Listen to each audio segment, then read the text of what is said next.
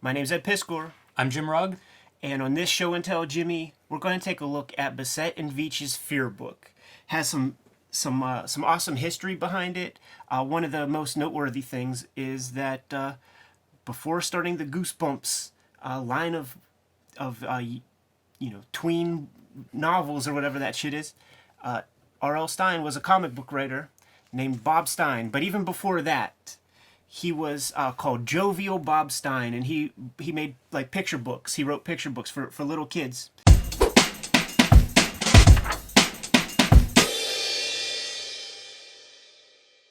Do you remember when you were in school? This would have been coming out when you were in elementary school, but it's before my time. But my school was so poor that they kept very old posters up on the walls. So Scholastic put out a magazine called Bananas. Do you remember Bananas? I have a vague, it sounds familiar. We would have Bananas posters with like Jimmy J.J. Walker on the damn thing or whatever. So Jovial Bob Stein was the editor of that. And it was a big hit, but that was for elementary school aged kids. They decided over at Scholastic, let's do something for like the later middle school or early like high school kids.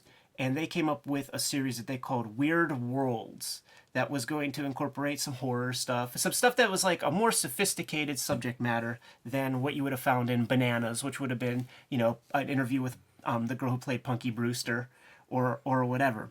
So 8 issues of Weird Worlds saw the light of day, and it started in late 70s. I guess Joe Kubert had some connection with the people at Scholastic, knew this thing was happening. They came to the school to solicit artists to work on the thing. So here we get to see like Bissette's signature, and on some of the other strips we'll see Veitch or whatever, but on some other strips it'll say art by the Joe Kubert School.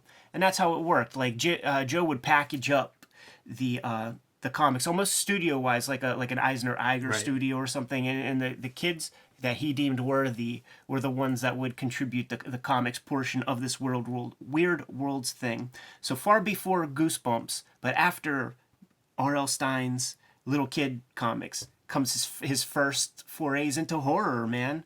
And who better than to have Steve Bissette draw your horror strips? Any writer's lucky when you get Steve Bissette as your artist. Yeah. And not to give short shrift to Jane Stein, but these stories are done by Bob and Jane Stein, married couple. Man, great page. Love this sequence, and what an image that is. Yeah. And when you get to this image, if it was Alan Moore Swamp Thing character, you don't get to see him anymore until he's fully a vampire or something. But here, he's running away. Great directional device, cutting from this panel to the character running through the next panel. Yeah, Bissette's young enough, man, that he's could easily be fucking up. And I bet Joe Kubert was like, you can't be having panels like go down that way, man. You better fix that somehow, son. And I think this would have been 78. So this is very early Bissette. Post-Sojourn, pre-Swamp Thing. I wonder who's lettering this. This lettering is so tight, if I didn't know better, I would say that was a digital font. It clearly isn't. This is from, mid-'80s. But man, that's really tight. Yeah, it is good lettering, and we will see eventually some very distinct High Eisman taught lettering, like the Kubert School lettering that these guys have incorporated. Great monster. Look at that face. Yeah, it's awesome. Now check this, dude. These strips are 3 pages. Ooh. So not like as reading experiences, it's pretty nonsense, you know what I mean? But as an exercise, as a writer or a creator, the idea of like page 1 beginning, page 2 middle, page 3 end, and making a complete satisfying piece, that's a fun exercise that I actually recommend anybody try. You have to think about what the story is. You can't get too deep. Inciting incident has to happen within a panel or 2. Yeah, it's an interesting format. You don't see very many stories of that length. Now you could see these little borders up here, man, because they're kayfabe, and because this would have been probably magazine format, a big square. So there's all this margin that they had to kind of just... I kind of dig seeing it. My first Street Angel was drawn in more of that square format. Yeah. And it led to me redrawing it whenever it became a comic book because I couldn't figure out something smart to kind of make it fit in the format. Now, they hit everything. They hit mummies, they hit vampires, they hit all that stuff. some of this work is done with a duotone board. So I wonder if the original comics appeared in black and white. Something we'll ask Mr. Bissette on a future shoot interview. And Michelle Wrightson, colorist on this story, must be Bernie Wrightson's wife, I think so. assume? Yeah. Yeah. And What a pedigree of talent on this book. yeah, and once again, more 3-page ditties, dude. This is a good one where these guys want to pull a prank on like a mortician. So there's a dead body in the embalming stable or whatever that looks like somebody they know.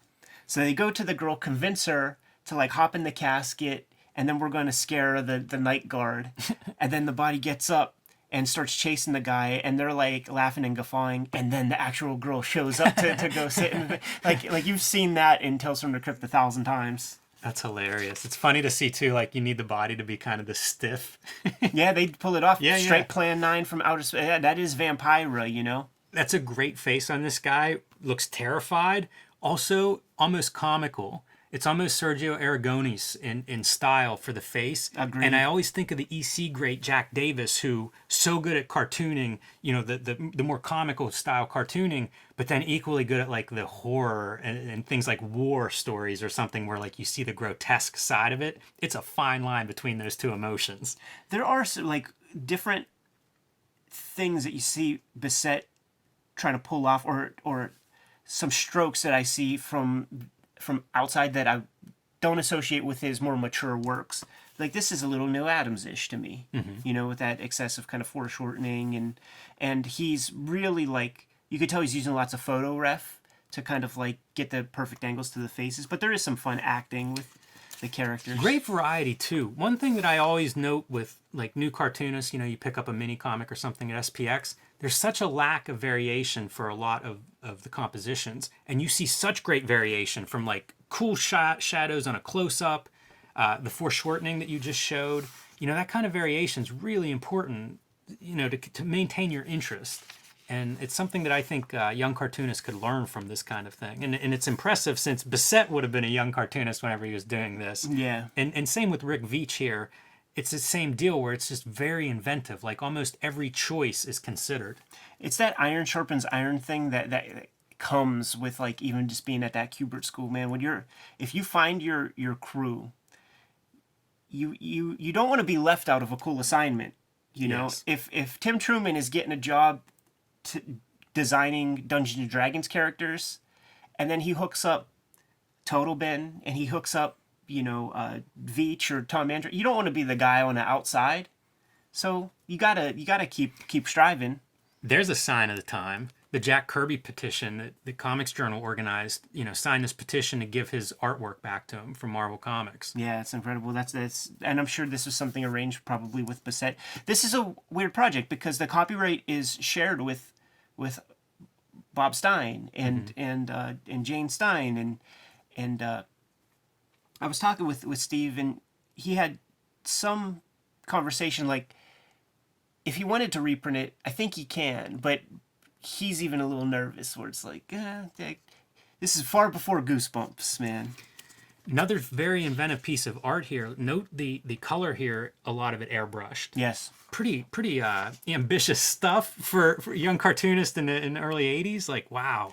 This is probably the most ambitious story. The idea is that this astronaut is caught in like a perpetual time loop. So this is him, and it just kind of like keeps playing back over and over again. So he's in this like constant state of perpetuity, like of rediscovering himself and saving himself, but then not having enough oxygen to get back. But then the same version of, you know, different version of himself sees himself, saves him, but still doesn't have the oxygen to get back. All told in 4 pages. That sounds such a cool time travel story. Yeah.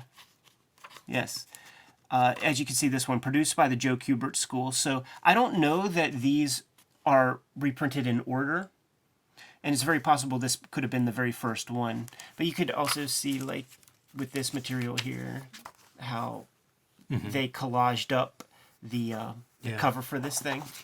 A lot of shades here of Toddleben in that face. I don't know whether that's him. I also never know like where the lines actually end, you know, between like he and Bissette, of course, but that reminds me a lot of his work. Yeah, for sure. And this is like pure Bissette right there. Like when I think of Bissette, I think of like that kind of thing. And then eventually they Bissette was able to like write his own pieces, man. He was trusted enough. This is gorgeous, like a werewolf story. Oh man. Yeah, they hit all tropes. And in fact, there's probably at least 2 environmentalist kind of messages amongst these things, which is, was a fairly important statement at the time. It seems like every 20 years, man, there's like environmentalism stuff reintroduces itself. When I first started reading underground comics, I would come across environmentalist messages, and it always surprised me because like some of them, going back to the 60s, and it's like, how long has this been, if we've been aware of these issues Right. and just, and we still don't do much, so. Yeah. This one is fun. This is a pure Steve Bissette piece. He wrote this one. And they're going to, like, drain this swamp of, like, all the oil that they have. And keep in mind, this is far before Swamp Thing, 5-6 years before. And the idea is the swamp is an actual, like, living being that they're trying to, like, pierce. Yeah. And there it is, comes to life and destroys the robber barons, the oil magnates. And then it ends with Bissette just dropping science about how everything you saw here came to fruition, man, including some of R.L.Stine's script materials that were sent to Mr. Bissette before he was able to put pencil to paper and That's draw really the actual cool to comic. see. Yeah, I agree. That's shades of Harvey P. Carr, with the very minimal drawings, but enough to figure out like what you can do in a panel.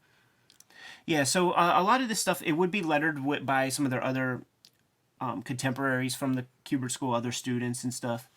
But some super early Bissette and Veitch that a lot of people might not know about, but you can find this book, like you could pass this up very easily in your 50-cent bins, in your quarter bins, but no longer.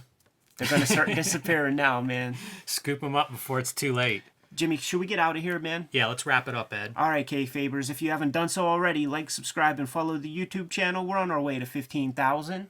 You can pick up Cartoonist Kayfabe merch at our spread shop. There's a link below the video to that. Jim, I heard there's a 50-cent sale going on, man. Let's get the hell out of here, dude. Give them their marching orders. Read more comics.